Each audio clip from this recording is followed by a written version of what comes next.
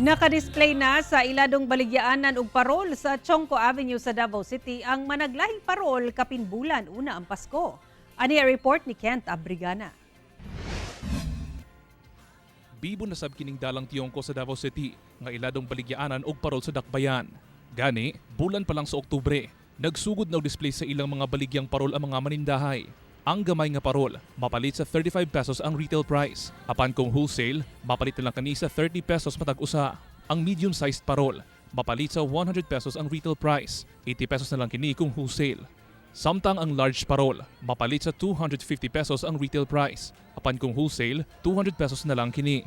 Mapalit usab sa 750 pesos ang large parol nga gama sa foil. Apan kung wholesale, 650 pesos na lang kini.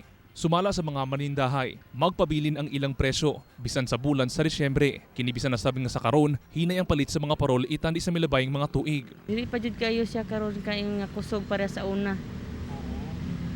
Dati di ay ma'am, sa day dati. Katong wala pa'y pandemic, magaingon jud kag kusog. Kay mga inaro na pizza, makuha na siya, makuha na mong stock. Hinuon malaumon sila nga mahimo gihapong halinon ang parol, samtang nagapaduol ang Pasko.